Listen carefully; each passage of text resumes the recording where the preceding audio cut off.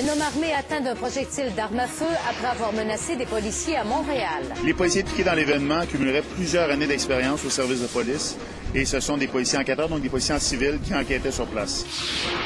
La situation s'améliore dans l'est du Québec, durement touché aujourd'hui par la tempête. À Montréal, l'opération déneigement bat son plein. On essaie de nettoyer le maximum avant Noël. Ça a bien été. Je suis bien contente. Je félicite la Ville de Montréal. Stephen Harper nomme 18 nouveaux sénateurs. 4 proviennent du Québec. Je trouve que c'est une annonce qui est choquante et a procédé à ces nominations-là en pilant sur ses principes par pure partisanerie politique. Et le Canada en crise, la confiance des consommateurs est à son plus bas en 26 ans.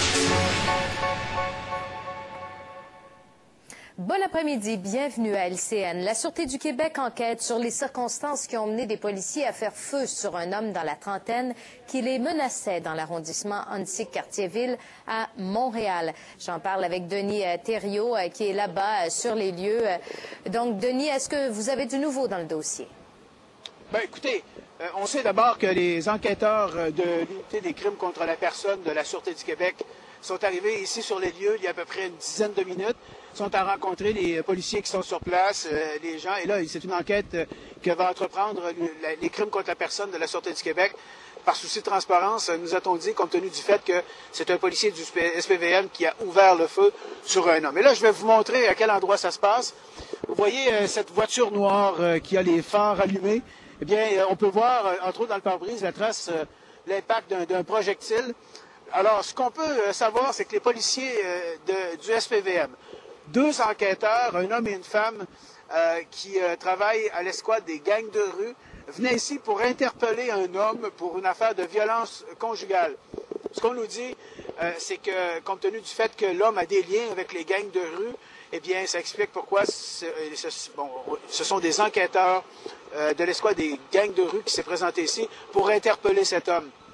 En arrivant sur place, ce qu'on nous dit, c'est que l'homme était dans son véhicule. Évidemment, il peut y avoir des précisions qui s'ajouteront, là, mais ce qu'on peut savoir, c'est que l'homme était dans son véhicule, a vu les policiers arriver, il est descendu de son véhicule, il était armé, il avait une arme à feu, et il a pointé l'arme, il a refusé de jeter son arme à terre comme le demandaient les policiers. Voilà qu'il y a des coups de feu qui ont été tirés. L'homme a une blessure au visage, une blessure à un bras, blessure à une jambe. On ne craint pas pour sa vie, il est à l'hôpital actuellement. Quant aux 2 policiers impliqués, ils ont été transportés à l'hôpital. Ils étaient en état de choc au moment où ça s'est produit. On écoute Yann Lafrenière du SPVM. Les policiers impliqués dans l'événement cumuleraient plusieurs années d'expérience au service de police et ce sont des policiers enquêteurs, donc des policiers en civil qui enquêtaient sur place. Bon, est-ce que l'homme a fait usage de son arme à feu? Présentement, écoutez, comme vous pouvez voir, on a barré la rue ici. Nos policiers sont sur place. Par la suite, il y aura des expertises qui seront faites à savoir qui a tiré, de quelle façon. C'est vraiment ce qui est important dans cette enquête-là, voir combien de coups de feu on peut tirer. Toutes des très bonnes questions, mais qui seront répondues plus tard. Pour l'instant, on n'a pas l'information. Alors, le suspect, lorsque les ambulanciers sont arrivés, était sur le trottoir. On peut voir, il y a des cônes sur le trottoir. Et il était à cet endroit-là. Un homme qui a reçu au moins 2 projectiles au bras et à une jambe, peut-être un 3e parce qu'on nous dit qu'il avait une blessure au visage. Il est à l'hôpital et on ne craint pas pour sa vie. Il sera interrogé à la suite de ce qui s'est passé. Merci beaucoup, Denis. Au revoir. Et pour en parler, je joins Michel Oligny, ancien policier à la Sûreté du Québec. Monsieur Oligny, bonjour. Bonjour, madame. Quelles sont les instructions données aux policiers avec ce type d'intervention? C'est bien simple. Écoutez, d'abord, il faut se protéger. Hein? Alors, normalement, être en barricade. Alors, les gens ont vu, probablement, là, à ce qu'on entend, là, ils ont fait une mise en garde au suspect, à la personne de jeter son arme. Alors, dans un cas semblable, il faut être très vigilant.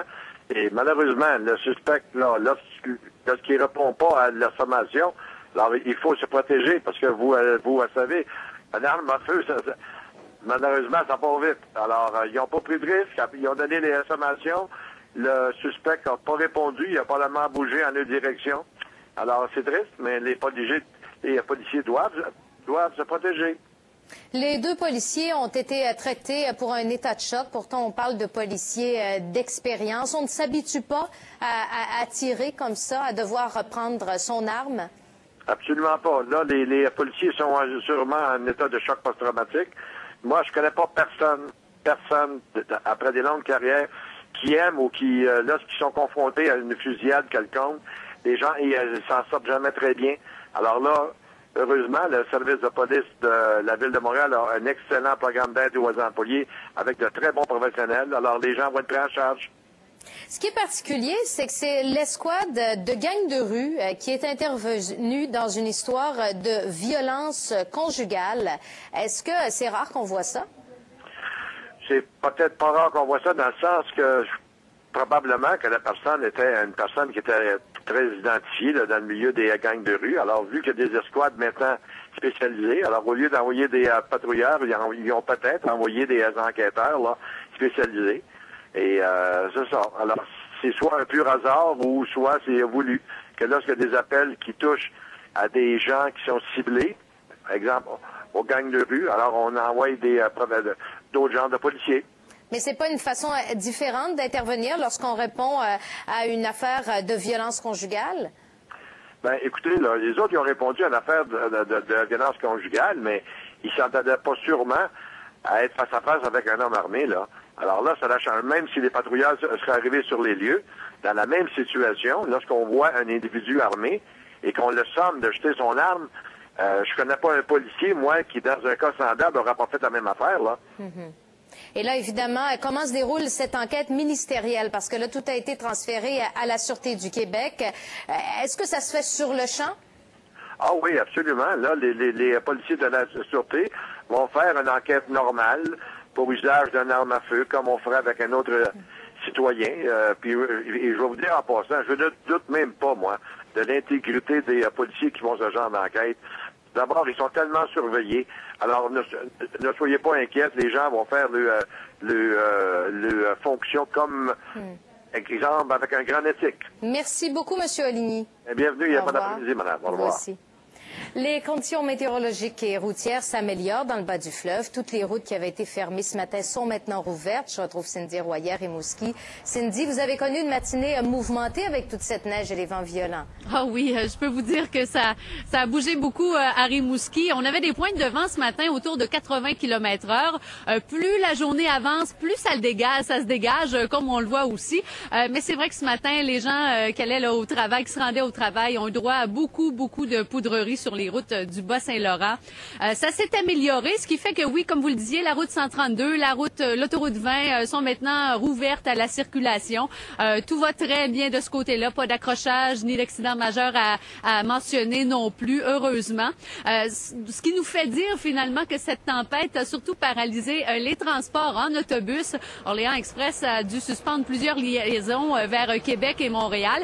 D'ailleurs, celles vers la Gaspésie sont toujours suspendues. Et je me suis rendue au terminus d'autobus ce matin, rencontrer des voyageurs qui étaient un peu frustrés d'avoir passé la nuit au terminus. Ouais, c'est long. Passer une nuit comme ça, je vous dis que c'est long. J'espère juste être chez nous pour Noël, là. Manière que ça va, là, ça va être long. Ben, je peux être avec ma famille, moi aussi, puis ça va mettre les plans à l'eau, là. C'est maintenant la Gaspésie qui y goûte. Voilà, il n'y a pas de précipitations qui sont prévues, mais de la poudrerie, de bonnes bourrasques de vent également. Et je vous mentionne, Véronique, qu'à Newport et sur la rue de la Plage à Chandler, il y a 17 résidences qui ont dû être évacuées. C'est que ce sont des maisons situées très près de l'eau, des chalets habités à l'année par certains. Alors, il y a eu de grandes marées, des inondations, heureusement aucun blessé, mais des évacuations de ce côté-là. Merci, Cindy. Au revoir. Au revoir. À Montréal, l'opération de déneigement et de ramassage de la neige bat son plein. Plus de 1000 cols bleus ont pris d'assaut la métropole pour dégager les principales artères. Le ramassage de la neige se poursuivra au cours des prochains jours. Et pour faire le point sur le déneigement de la métropole, je joins Michel Frenette, ingénieur à l'unité de la propreté et du déneigement de la Ville de Montréal. Monsieur Frenette, bonjour. Oui, bonjour. Quelle proportion du territoire est maintenant déneigée? On estime à peu près à 10% du territoire de Montréal ce qui a été fait jusqu'à date et on souhaite bien avoir accompli à peu près 25% d'ici demain matin. Est-ce que les trottoirs sont accessibles? Les trottoirs sont tout à fait accessibles. Hier soir, on a eu une bonne opération de déblaiement qui s'est déroulée avant de commencer le chargement ce matin. Mais là, en vertu de la loi, le déneigement sera au ralenti dans les prochains jours. S'il est au ralenti, c'est plutôt en vertu d'une précipitation qui risque d'arriver le 24, le soir du réveillon, en fait, le 24 et 25 décembre. On annonce de la pluie et une température avoisinant le 0.